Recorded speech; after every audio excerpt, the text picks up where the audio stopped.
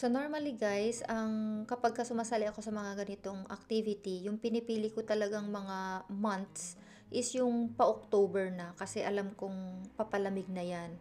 Parating na yung autumn, yung winter, at saka yung spring.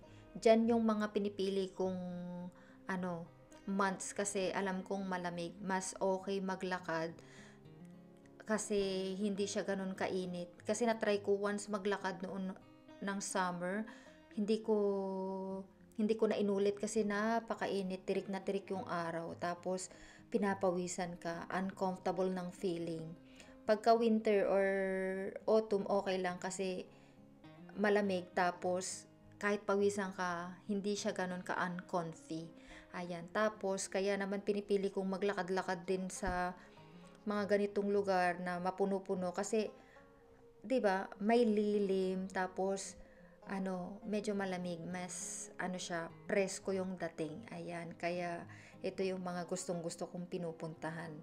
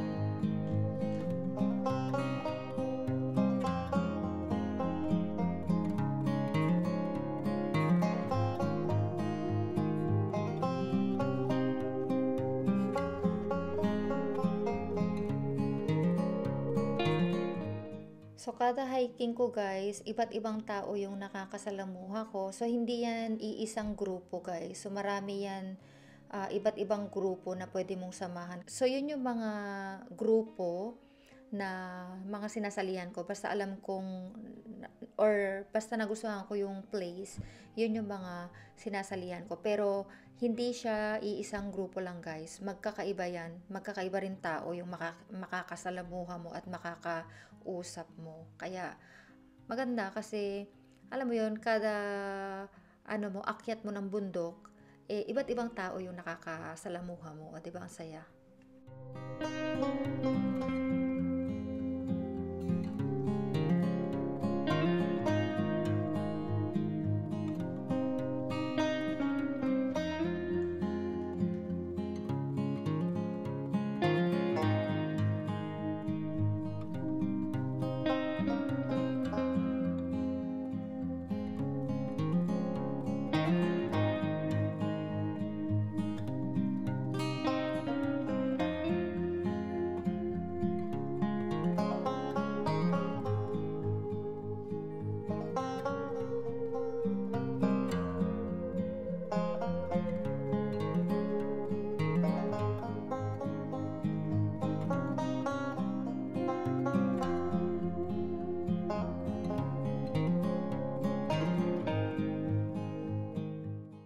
So, ayun nga guys. So, medyo tumigil kami ng konti dito dahil yung aming tour guide ay nag-explain. So, hindi lang talaga siya more on lakad. So, binibigyan ka rin niya ng mga information doon sa lugar na tinatahak ninyo. Kaya, masayang sumama sa mga ganito kasi nagkakaroon ka ng idea kung anong meron dito sa lugar na to, kung ano yung mga ganyan-ganyan. Kaya, masaya.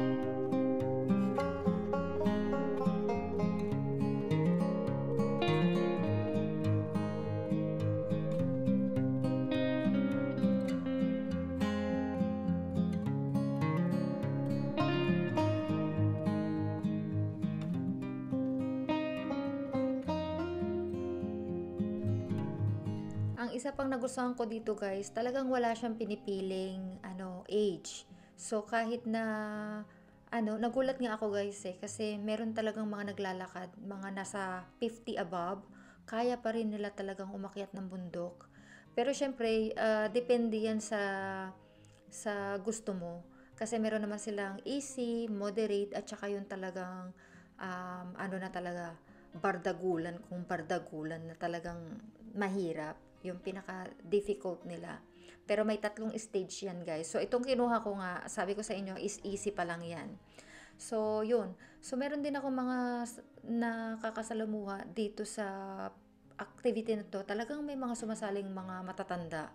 So, ma-amaze ka talaga. Kaya parang sabi ko sa sarili ko na kung sila nga nakakaya nilang umakyat ng bundok, bakit ako hindi, 'di ba? Kaya parang nakaka-inspire din na ganun. Kaya sabi ko, sige, go lang tayo. At saka nakakatulong din naman to sa aking health kasi ito na nga yung aking nagiging parang way of exercise.